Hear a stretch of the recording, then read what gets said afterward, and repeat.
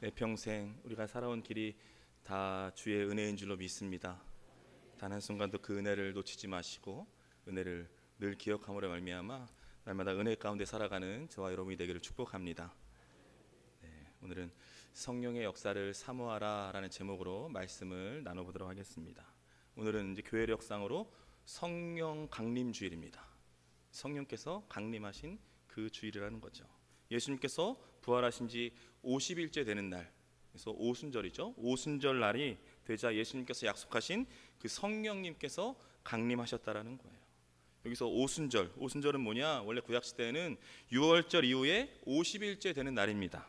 그날은 뭐냐면 이스라엘 백성들이 시내산에서 모세를 통해 율법을 받은 날이 바로 그날이고요. 또한 하나님께 자기들이 수확한 첫 열매를 드리는 날이 바로 그 오순절 날이었다라는 거예요. 그런데 그 오순절 날에 성령님께서 강림하신 거예요. 그래서 신약 시대에는 성령께서 강림하신 그 날을 기념해서 성령 강림 주일로 지키고 있는 것입니다.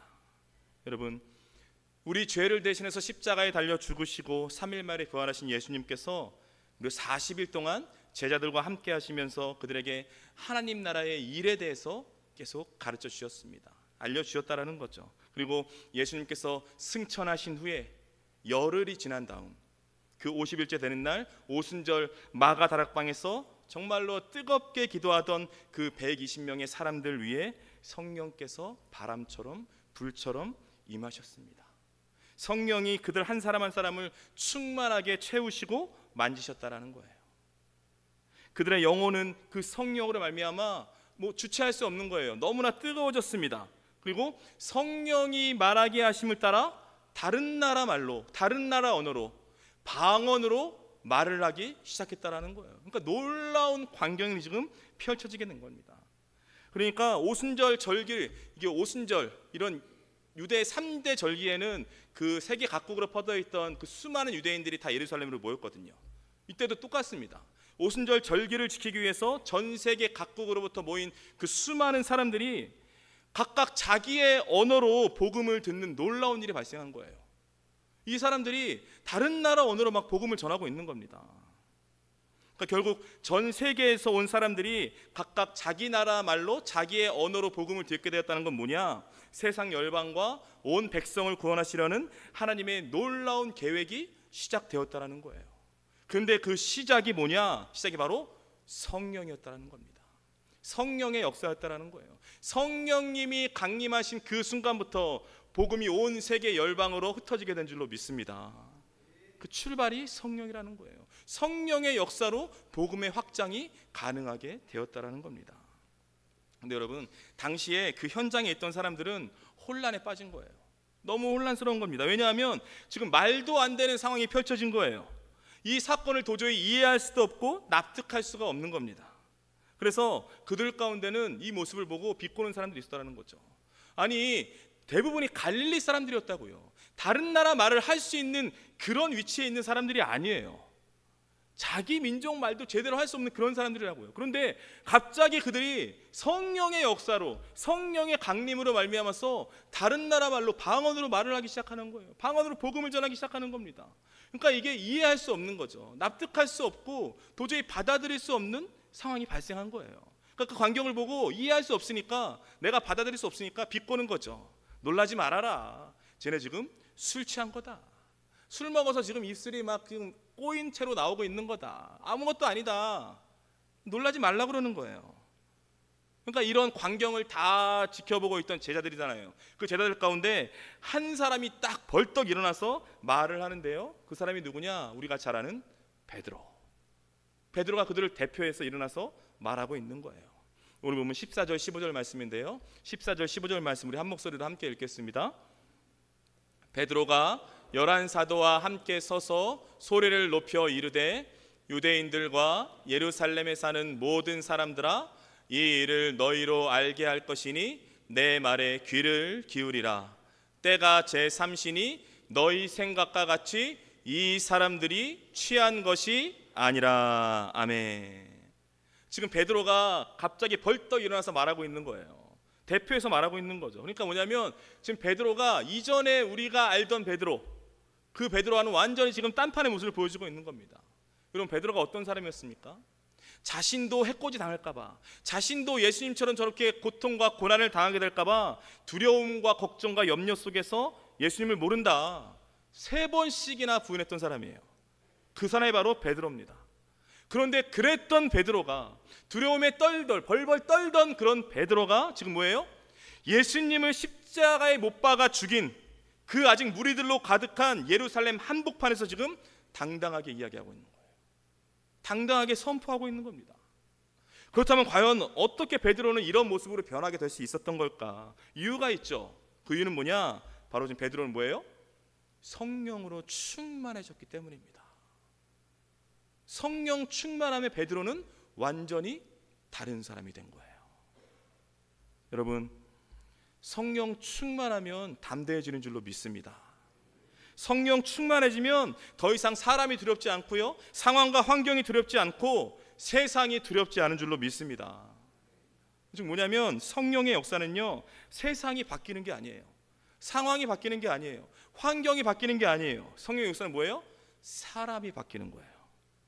사람이 변하는 겁니다. 그게 성령의 역사예요. 도저히 바뀔 것 같지 않던 사람이 바뀌고 절대 변하지 않을 것 같은 그 사람이 변하는 것, 이것이 바로 성령의 놀라운 역사인 줄로 믿습니다. 완전히 바뀌게 되는 거죠. 베드로가 그 모습을 지금 보여주고 있는 거잖아요.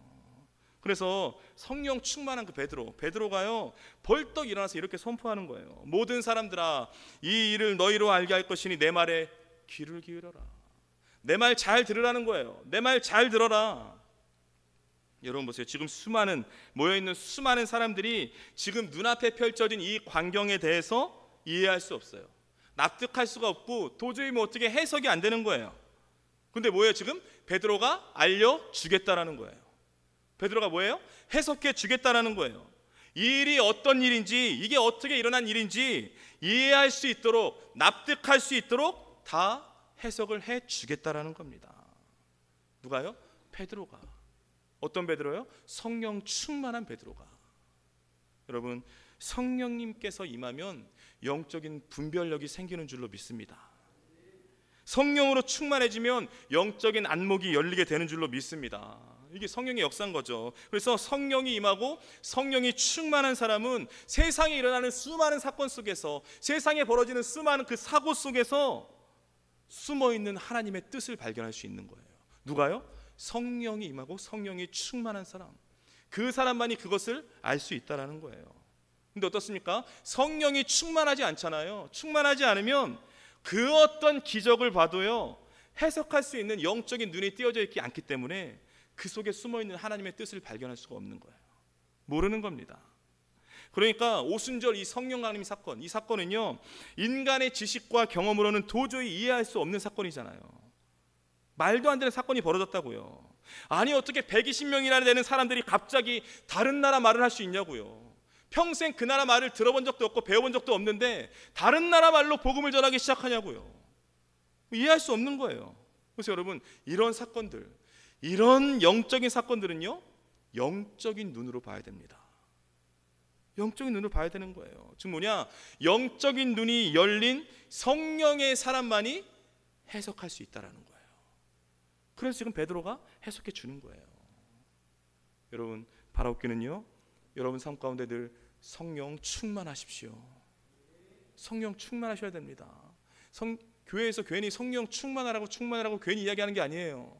성령 충만해야 여러분 세상 가운데서 진짜 그리스도인으로 살아갈 수 있습니다. 세상 가운데 주눅들지 않고 세상 가운데서 무너지지 않고 담대하게 나아갈 수 있는 것, 성령 충만함밖에 없어요. 성령 충만하셔야 됩니다. 여러분, 성령 충만, 성령의 역사를 여러분 날마다 사모하며 살아가십시오. 그러면요 베드로처럼 영적인 분별력이 생기고 영적인 눈이 열리는 그런 놀라운 성령의 역사를 체험하게 될 줄로 믿습니다.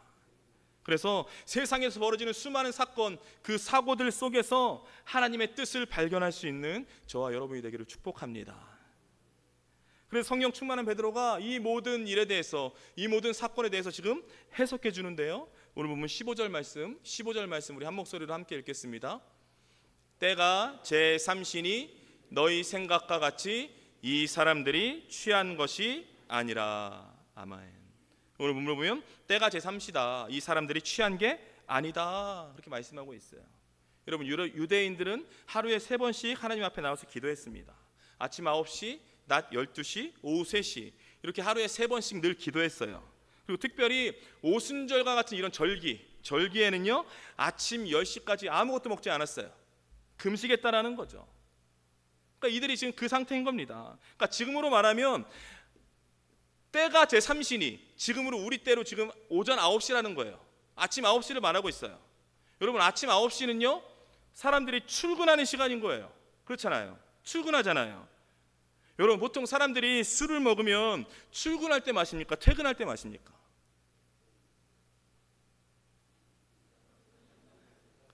두 번 다 마셔요?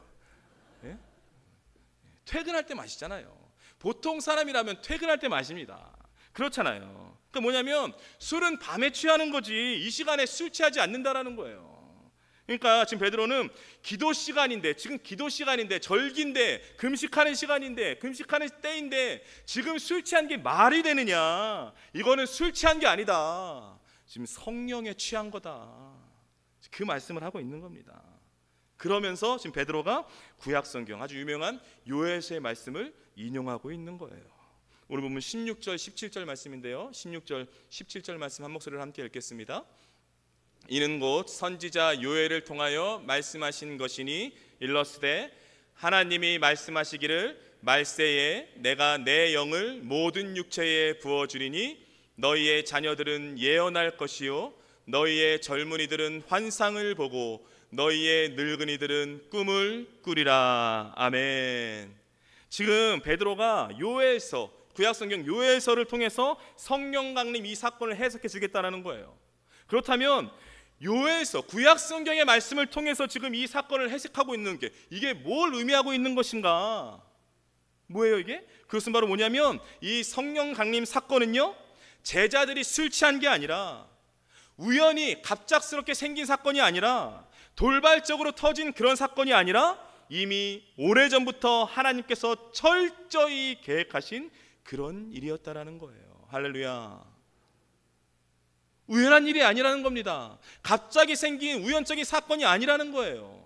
이건 하나님의 계획과 뜻과 섭리 가운데 이루어진 놀라운 사건이라는 거예요.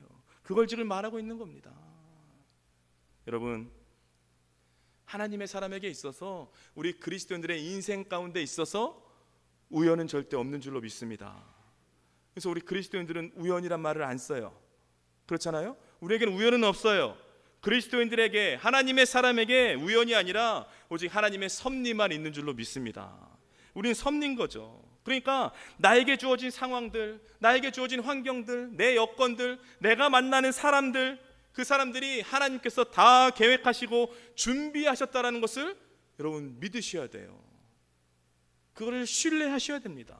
왜 그렇습니까? 왜냐하면 우리의 인생은 하나님께서 이끌어 가시고 하나님만이 주도하는 그런 인생이기 때문에, 그것도 하나님의 계획과 섭리 가운데 이루어지는 거죠. 여러분, 오늘 우리가 이 자리에 함께 모여 있는 거 사람이 한 일이 아니에요. 내 스스로 내가 결정해서 내가 아침에 준비해서 나온 것 같죠? 근데 그게 뭐예요? 다 하나님께서 준비하신 겁니다. 하나님께서 이끌어 주셨다는 거죠. 하나님이 우리를 이 자리로 부르시고 여기에 모아주신 줄로 믿습니다. 우리 그것을 믿는 사람들이죠. 더 나아가 오늘 제가 여러분에게 말씀을 선포하고 있잖아요. 오늘 주시는 이 말씀이 여러분에게 주시는 하나님의 계획하심이었다는 거예요. 계획하심입니다. 여러분 보세요. 역사를 주관하시는 그 하나님께서 여러분 인생 가운데 가장 필요한 말씀을 저를 통해 오늘 여러분에게 주시는 줄로 믿습니다. 우리는 이걸 믿고 가는 거잖아요. 왜 그렇습니까? 왜냐하면 바로 이 시간이 뭐예요? 이 시간은 하나님께서 계획하시고 준비하신 시간이기 때문에, 하나님께서 준비하신 거예요. 하나님께서 계획하신 거예요. 여러분들이 그냥 온 게 아니라 여러분들을 하나님께서 불러주신 거라고요. 그 가운데 여러분에게 아주 그냥 여러분의 심령 가운데 아주 도전이 될 만한 그런 말씀을 하나님께서 딱 맞춰 주시는 거예요. 하나님의 계획하심입니다. 그러니까 어떻게 이 말씀 시간을 그냥 지나칠 수 있냐고요.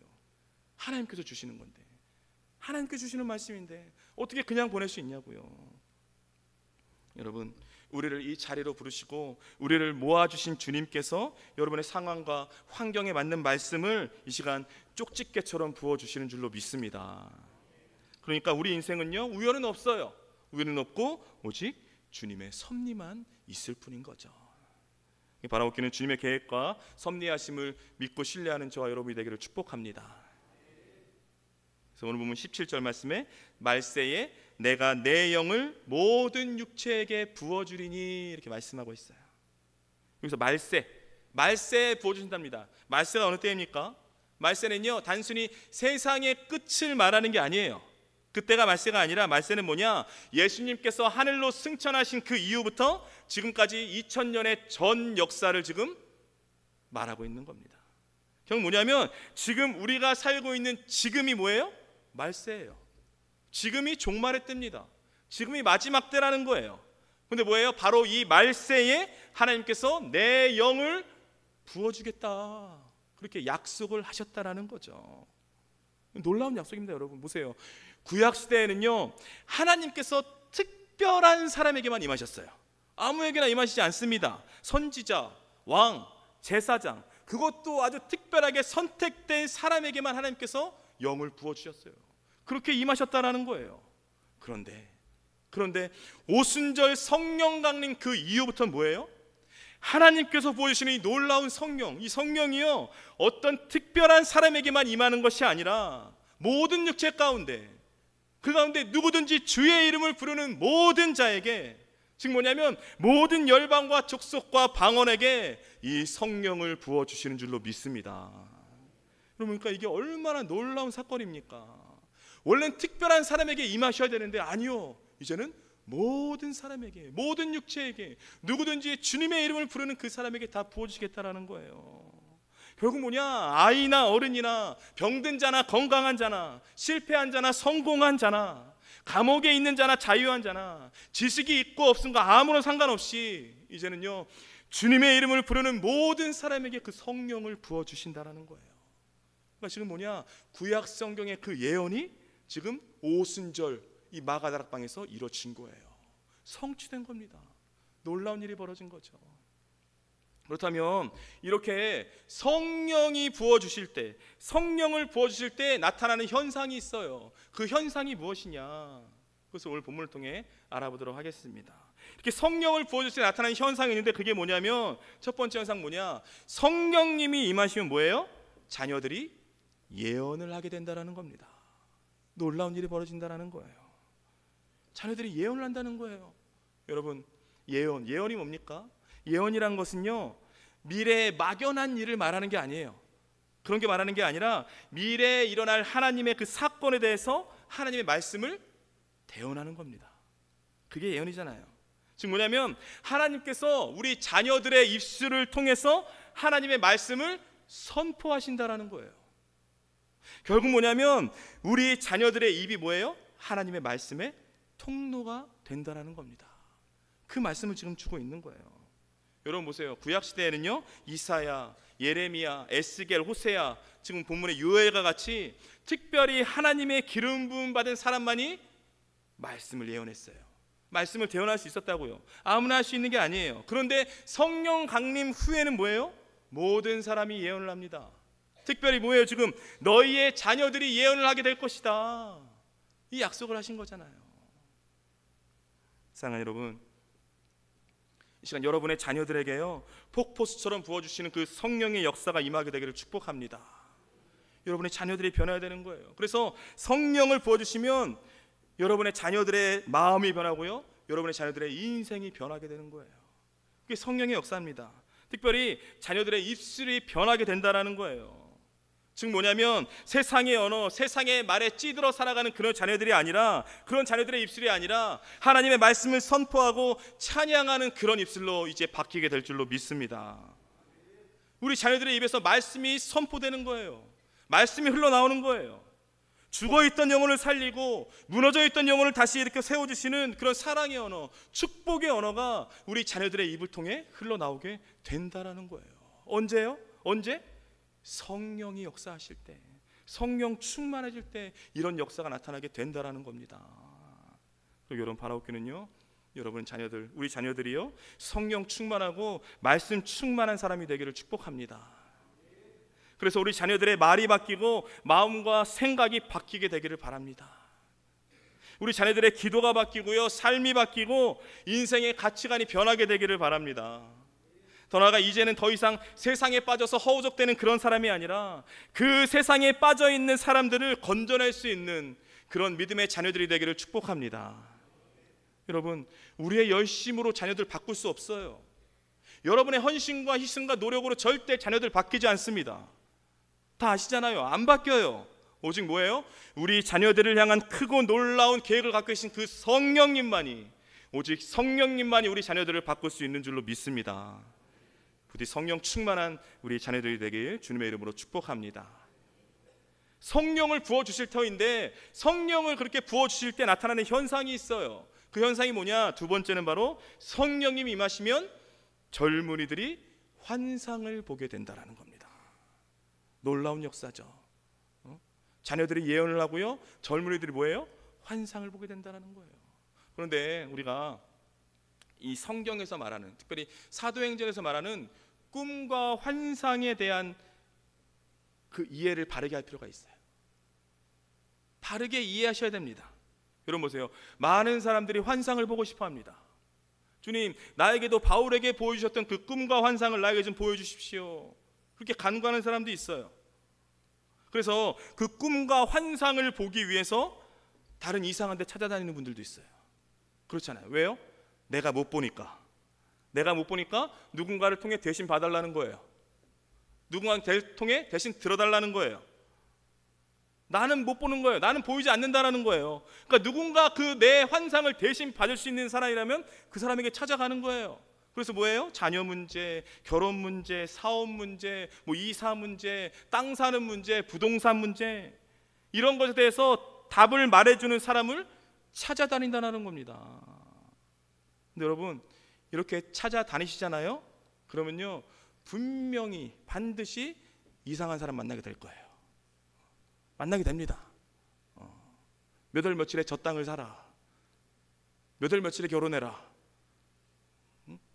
어떻게 해야 된다, 어떤 직장에 들어가야 된다. 여러분, 이렇게 여러분에게 말하는 사람이 있다, 기도하면서 이렇게 말하는 사람이 있다, 99.9% 사기꾼이에요. 거의 사기꾼입니다. 절대 따라가시면 안 돼요. 여러분 본인이 직접 하나님으로부터 직접 듣고 확인해야 되는 겁니다. 그런데 두려우니까, 그런데 불안하니까 못하는 거예요. 그래서 거짓 예언자들에게 소위 말해서 보이스피싱 당하는 거예요. 가스라이팅 당하는 겁니다. 그렇게 살아가는 그리스도인들이 있다는 거예요. 근데 여러분 잘 보세요. 성경에서 이야기할 때 성경에서 말하는 꿈과 환상은요 절대 자신의 유익, 자신의 안위, 자신의 야망을 채우기 위한 도구로 한 번도 사용되지 않았어요. 절대 그렇게 사용하는 게 아닙니다. 성경에서 꿈과 환상이 나올 때는요 언제나 복음 전파, 사명과 연관이 있는 거예요. 그럴 때 꿈과 환상을 주십니다. 지금 뭐냐면 사명을 품고 열심히 달려가는 사람에게 하나님의 뜻이 무엇인지를 알려주기 위해서, 더 나아가 힘과 용기를 북돋워주기 위해서 그 사람에게 하나님께서 꿈과 환상을 보여주시는 줄로 믿습니다. 이게 하나님이 보여주시는 꿈과 환상이죠. 결국 뭐냐면 하나님이 주시는 이 꿈과 환상을요 결코 자신의 욕심을 충족시키는 그런 도구로 해석해서는 절대 안 되는 거예요. 절대 안 됩니다. 여러분 보세요. 오늘 본문에 성령님이 임하시면 젊은이들이 환상을 볼 것이다, 그런 약속을 주셨잖아요. 환상을 볼 것이다, 다른 말로 하면 비전을 품게 된다는 거예요. 비전을 갖고 살아가게 된다는 겁니다. 여러분 보십시오. 요즘 젊은이들 꿈이 없어요. 비전이 없습니다. 꿈이 있어도요 너무 편협해요. 이기적인 꿈만 꾸고 살고 있다는 거예요. 기껏해 어떻습니까?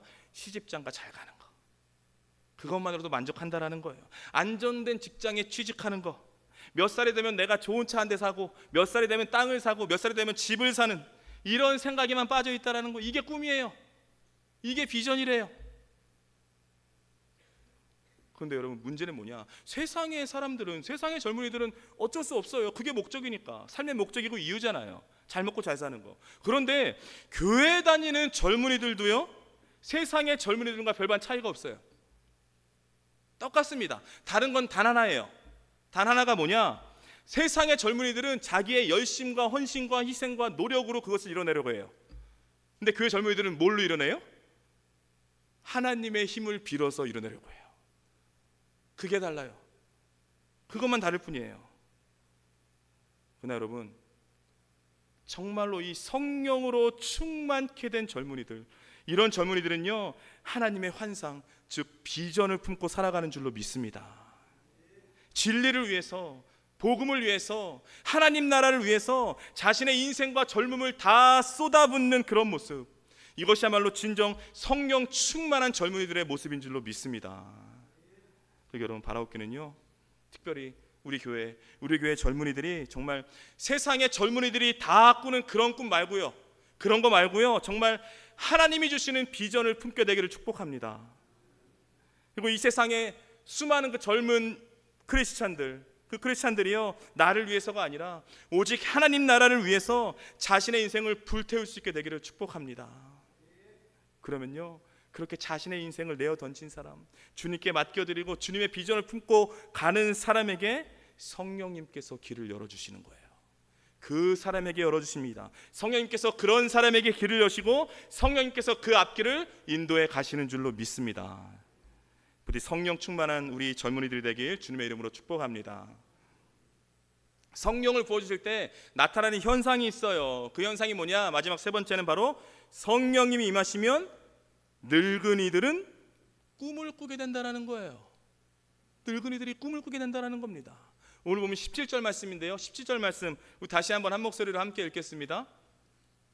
하나님이 말씀하시기를 말세에 내가 내 영을 모든 육체에 부어주리니 너희의 자녀들은 예언할 것이요 너희의 젊은이들은 환상을 보고 너희의 늙은이들은 꿈을 꾸리라. 아멘. 너희의 늙은이들은 뭐예요? 꿈을 꾼대요. 번역이 약간 좀 그래요. 늙은이들 그러잖아요. 이 말을 듣고 누가 좋아해요? 어르신들이 누가 좋아하겠어요? 그렇잖아요. 그래서 이전 성경 버전에서는 뭐였어요? 아비들, 아비들 그러잖아요. 아비들은 꿈을 꿀 것이다 그러잖아요. 여러분 보세요. 사람들이요, 나이가 들면 다 찾아오는 게 있어요. 뭐예요? 외로움, 두려움. 이게 나이가 들면 들수록 찾아오게 되어 있다는 거예요. 내가 앞으로 어떻게 살아가야 하는 것인가? 나는 언제 이 생을 마감하게 될 것인가? 이런 두려움이 다 있어요. 그 어르신들은 이 두려움을 갖고 있다라는 거예요. 그리고 나이가 들면요, 뭐 자식이 있고 돈이 있고 집이 있고 있을 것 다 있어도 그것으로 채워지지 않는 그런 외로움이 있어요. 외로움이 있습니다. 그래서 대부분의 어르신들에게 물어보면 꿈이 없어요. 목사님, 꿈이 어디 있습니까? 그냥 하루하루 살아가는데 꿈 없습니다. 그렇잖아요. 꿈이 없다라는 거예요. 그냥 하루하루 그냥 버티면서 살아가고 있다라는 거예요. 그렇게 대부분 이야기를 하신다라는 거죠.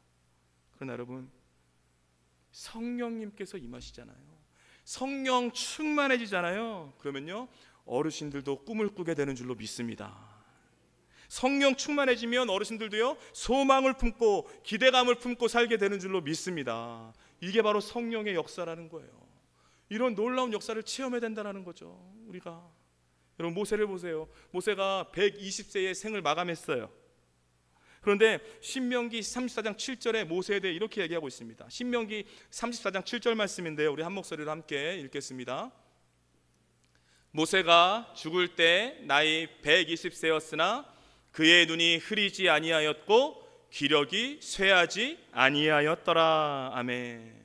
간절히 원합니다. 저는요, 우리 교회 어르신들 모두가요, 정말 모세처럼 하나님이 주시는 꿈과 비전을 품고 눈이 쇠하지 않고 기력이 쇠하지 않는 그런 믿음의 삶이 되기를 축복합니다. 우리 어르신들이 이런 분들이 돼야 되는 거예요. 여러분도 갈렙 아시죠? 갈렙을 보세요. 갈렙이요, 85세 때 여호수아에게 이런 말을 해요.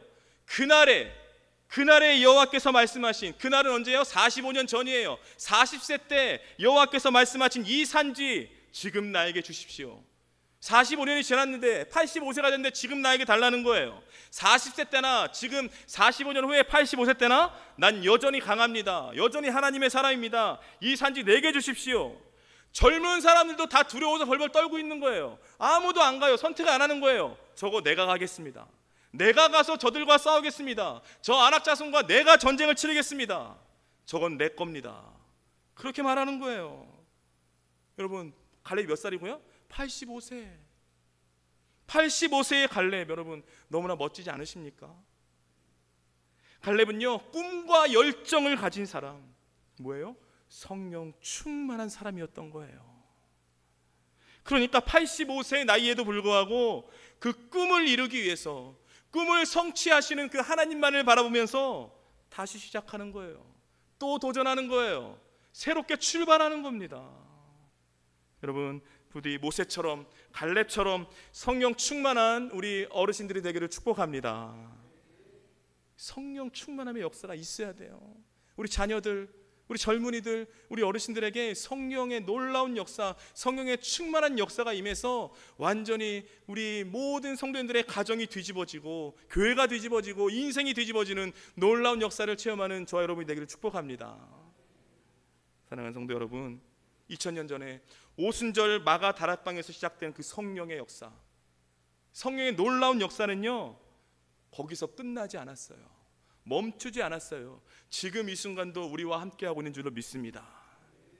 특별히 마지막 때 우리가 살고 있는데요, 이 마지막 때 성령의 시대 가운데 살고 있는 우리 모두에게 하나님께서 정말 전무후무한 놀라운 성령의 역사를 준비하고 계신 줄로 믿습니다.